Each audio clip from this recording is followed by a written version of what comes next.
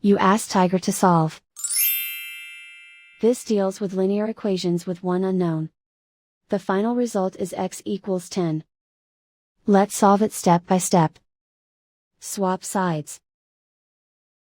Group all constants on the right side of the equation. Add 26 to both sides. Group like terms. Simplify the arithmetic.